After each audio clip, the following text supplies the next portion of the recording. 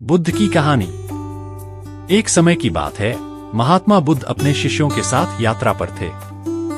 यह उनका तरीका था, गांव-गांव जाकर लोगों को शिक्षा देना, उनके सवालों के जवाब देना और उन्हें सच्चाई का मार्ग दिखाना।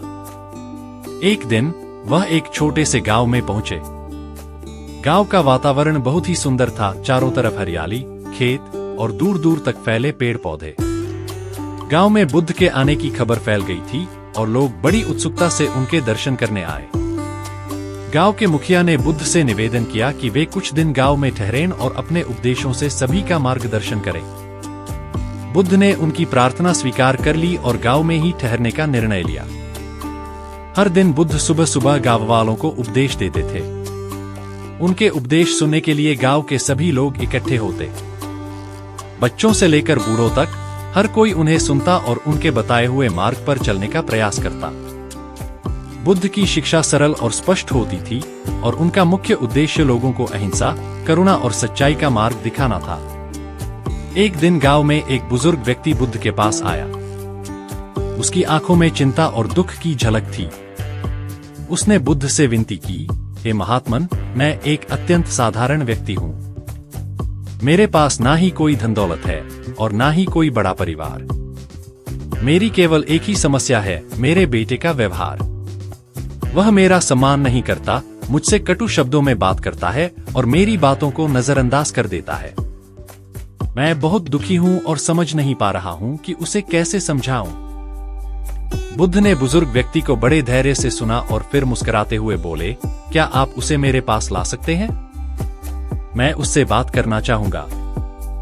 बुजुर्ग व्यक्ति ने सहमति में सिर हिलाया और अगले दिन अपने बेटे को बुद्ध के पास लेकर आया। बेटे के चेहरे पर उदासीनता और कुछ अजीब सा गर्व था। बुद्ध ने उसे देखा और बड़े शांतिपूर्ण स्वर में कहा, बेटा, मैं तुमसे कुछ पूछना चाहता हूँ। क्या तुम अपने पिता से प्रेम करते हो? लड़के ने थोड़ी झिझकते हुए कहा, हाँ, मैं करता हूँ, परंतु उनका व्यवहार मुझे अच्छा नहीं लगता। वे हर समय मुझे उपदेश देते रहते हैं और मुझे यह अच्छा नहीं लगता। बुद्ध मुस्कुराए और बोले, क्या तुम जानते हो कि जीवन में सबसे महत्वपूर्ण चीज क्या है? लड़का कुछ क्षण चुप रहा, फिर सिर हिलाते हुए बोला, नहीं महात्मा। बुद्ध ने उसे समझाते हुए कहा, जीवन में सबसे महत्वपूर्ण चीज है सम्मान। हमें हर किसी का सम्मान करना चाहिए, विशेषकर अपने माता पिता का, क्योंकि वे ही हमारे सबसे बड़े मार्गदर्शक होते हैं। यदि हम उनका आदर करेंगे तो हमें भी जीवन में दूसरों का आदर प्राप्त होगा। लड़का ध्यान से बुद्ध की बातें सुन रहा था। उसने पहले कभी इस तरह के विचारों पर ध्यान नहीं दिया था। बुद्ध ने अपनी बात जारी रखी, जैसे एक पेड़ हमें फल और छाया देता है, वैसे ही माता पिता हमारे जीवन को संवारने का काम करते हैं। यदि हम उस पेड़ का सम्मान नहीं करेंगे तो एक दिन वह पेड़ हमें फल और छाया देना बंद कर देगा। इसी तरह यदि हम अपने माता पिता का आदर नहीं करेंगे तो हम जीवन में खुशी और संतोष खो देंगे। लड़का बुद्ध की बातें सुनकर कुछ सोचने लगा। उसे अपनी गलतियां समझ में आने लगी। उसने अपने पिता की ओर देखा और उनके आंखों में आंसू देखे। उसे एहसास हुआ कि उसका व्यवहार उसके पिता को कितना दुख पहुंचा रहा था। बुद्ध ने तब एक कहानी सुनाई। एक बार की बात है, एक साधु जंगल में ध्यान में बैठे थे। वहां एक युवक आया और उनसे पूछा, मुझे सुख और शांति चाहिए, मुझे इसका मार्ग बताइए।